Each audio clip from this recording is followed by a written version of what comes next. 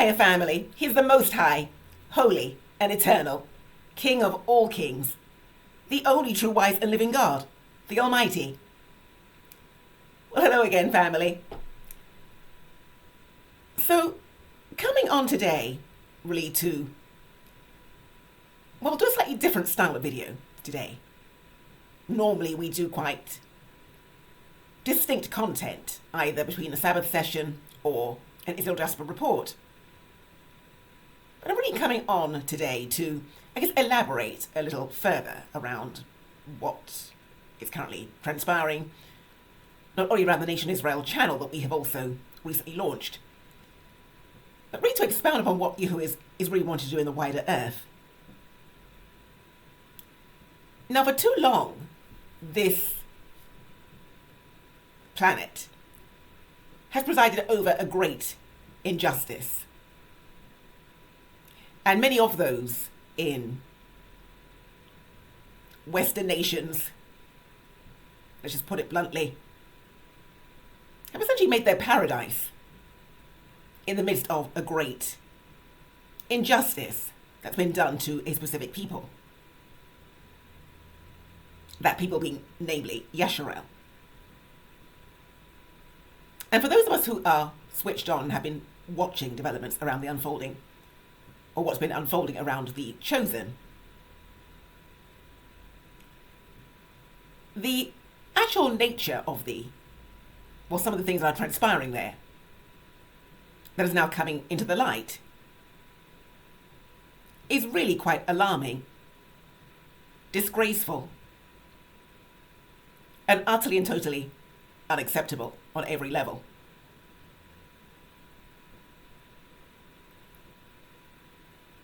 Consequently, YAHUAH is arising at this time to bring justice and judgment around a number of things.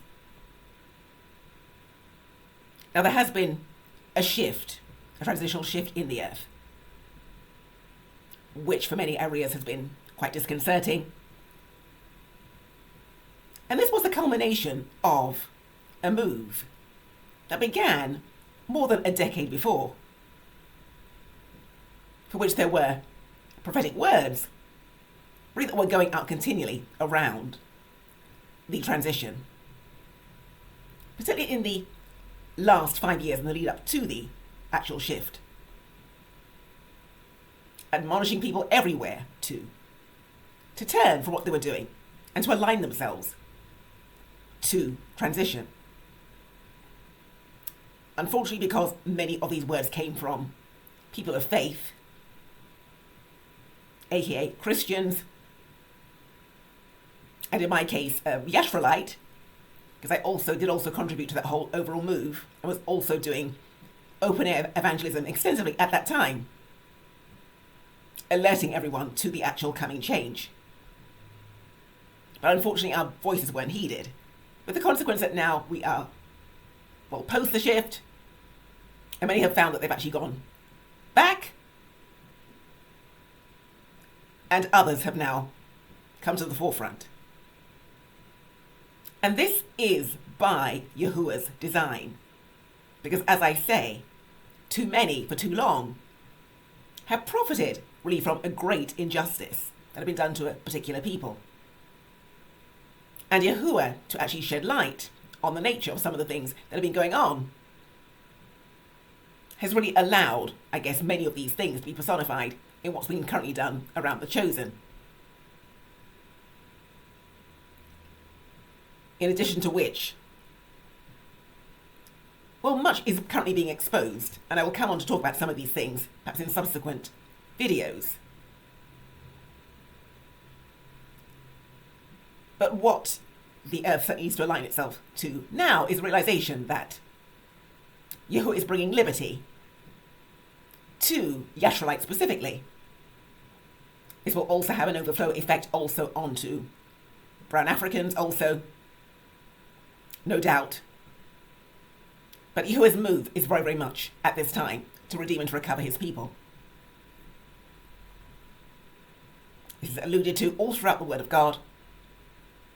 We looked extensively in our Sabbath sessions at Isaiah 11:11, where YAHUAH is actually saying he'll come there to recover and to redeem his people. And he gives all the locations in which his people in the latter days will be scattered, which aligns exactly to where we currently find ourselves today. Because very much the day of vengeance is in Yahuwah's heart, because the year of his redeem is come. That's what he's saying. So Isaiah 63 here actually speaks of Yahuwah. In this case, actually going to Edom. This is Edom when she was in her native homeland, namely Seir, which her capital was Bozrah, before they came up, the Edomites came up to the northern lands. And of course, Edom there incurred a judgment, or precisely for the self-same thing that I'm really alluding to.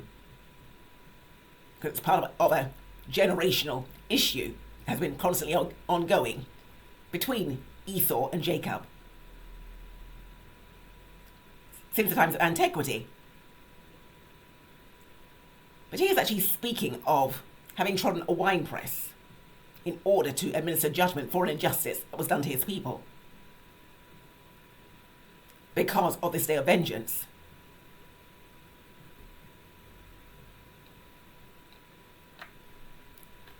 And this is where we currently find ourselves today. So to Yahuwah's people, he's actually speaking and telling them that when the Lord turned again their captivity, they'll be like them that dream. He'll fill their mouths with laughter and their tongues with singing. And they shall declare among the heathen, the Lord hath done great things for them. Whereof indeed they can be glad.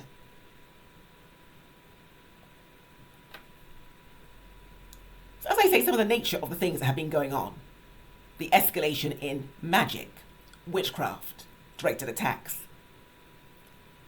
spiritual attacks, sending forth of arrows and all sorts of divination that has been actually going on the background is, well, lamentable for those who actually get themselves mixed up in these sorts of things. Because I'm sure many, perhaps who have covenants in these sorts of institutions or practices, will find in terms of some of the levels they've actually gone to, which have been really just nothing short of unreasonable, well, for themselves,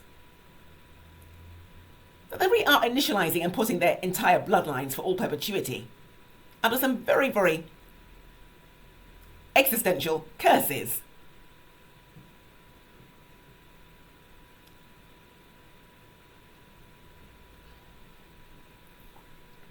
And it really doesn't have to be this way. But as I say, Yahuwah at this time is arising at this time to bring some justice to the situation. The attempts to destiny swap and to exchange stars and to steal and to plunder spiritual resources and reserves from God's people are officially at an end.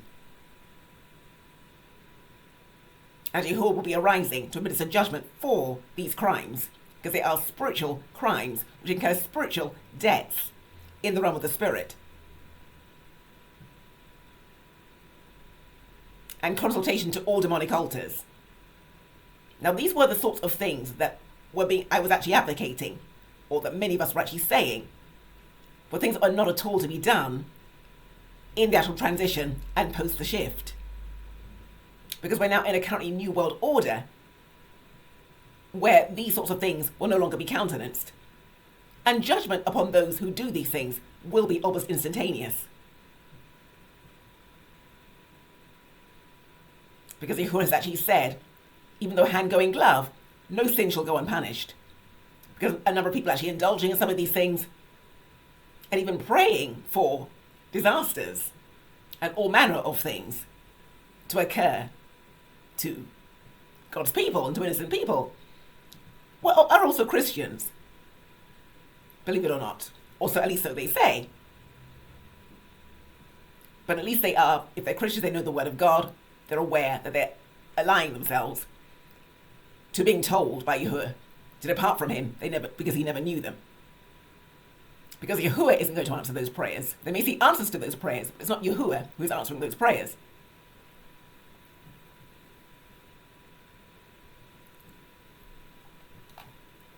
So as I would say, the earth for too long has presided over this injustice and this travesty of both spiritual, financial, economic, and social criminality.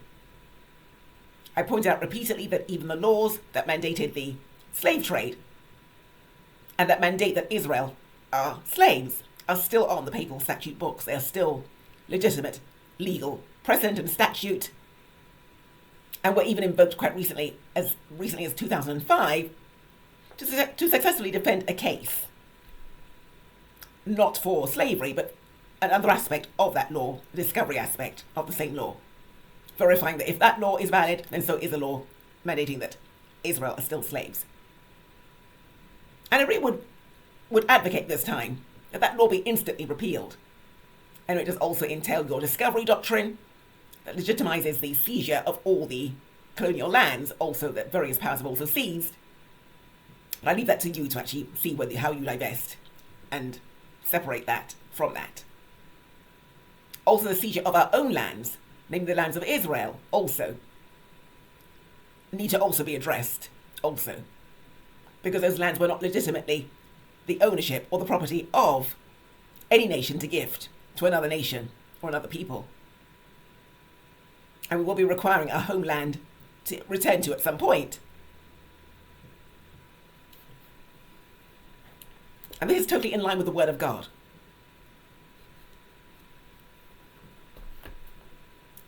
So Yahuwah is actually telling us quite clearly and quite distinctly in Deuteronomy 30. This is after the blessing and the curse has come on Israel. And she's then in the period post that, in now negotiating as we are, our path to return to Yahuwah in spirit and in truth. And then we actually have the promise that Yahuwah has made that he will then come to gather us again unto himself, to return us to our rightful place. This is where we currently find ourselves at the moment. So I'm making a bold and a public declaration that Yahuwah has returned to both save and deliver his people, and that these injustices and travesties really will now come to an end. And Yahuwah is going to actually cause Israel to resume her rightful place and attain her ascendancy once again, both to govern and to rule.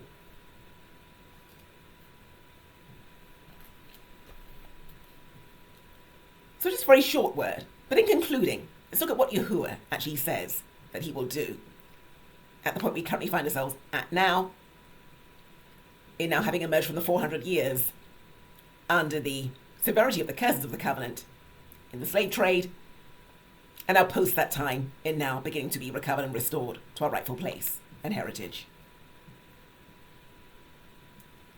So saying in Deuteronomy 30, and we really see how prolific a prophet was Moses, really, that from the time of the beginning, he actually foretold what would befall our people in the latter days, or in the end of days. But that's very much the time that Moses is actually writing of here. And he did actually have quite prolific foresight and visions and prophecies as well around the end times. So he's saying here, and it shall come to pass, when all these things are come upon thee, the blessing and the curse, which I have set before thee, and thou shalt call them to mind among all the nations, whether the Lord thy God hath driven thee, and shalt return unto the Lord thy God, and shalt obey his voice, according to all that I command thee this day, thou and thy children, with all thine heart, and with all thy soul. That then the Lord thy God will turn thy captivity, and have compassion upon thee, and will return and gather thee from all the nations, whether the Lord thy God hath scattered thee. If any of thine be driven out unto the utmost parts of heaven, from thence will the Lord thy God gather thee, and from thence will he fetch thee. And the Lord thy God will bring thee into the land which thy fathers possessed, and thou shalt possess it, and he will do thee good, and multiply thee above thy fathers. And the Lord thy God will circumcise thine heart, and the heart of thy seed, to love the Lord thy God with all thine heart, with all thy soul, that thou mayest live. And the Lord thy God will put all these curses upon thine enemies, and on them that hate thee, which persecuted thee. And thou shalt return and obey the voice of the Lord, and do all his commandments, which I command thee this day. And the Lord thy God will make thee plenteous in every work of thine hands, in the fruit of thy body, in the fruit of thy cattle, and in the fruit of thy land, for good. For the Lord will again rejoice over thee for good, as he rejoiced over thy fathers, if thou shalt hearken unto the voice of the Lord thy God, to keep his commandments and his statutes, which are written in this book of the law. And if thou turn unto the Lord thy God with all thy heart and with all thy soul. For this commandment which I command thee this day, it is not hidden from thee, neither is it far off. It is not in heaven, that thou shouldest say, who shall go up for us to heaven to bring it unto us, that we may hear it and do it. Neither is it beyond the sea, that thou shouldest say, who shall go over the sea for us, and bring it unto us, that we may hear it and do it. But the word is nigh thee, in thy mouth and in thy heart, that thou mayest do it. See, I have set before thee this day life and good, and death and evil. And that I command thee this day to love the Lord thy God, to walk in his ways, and to keep his commandments, and his statutes, and his judgments, that thou mayest live long, that thou mayest live and multiply. And the Lord thy God shall bless thee in the land whither thou goest to possess it. So this really is the promise of YAHUAH, promising to come and to regather us again. And this very much is where we find ourselves today. Let's adhere to his command, and now actually return to him and do as he actually requires. We do also have our Wednesday fast day closed service also commencing in a short while. People to join us for that as well.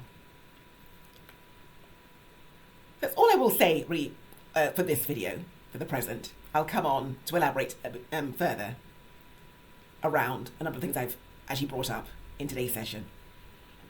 To God be the glory.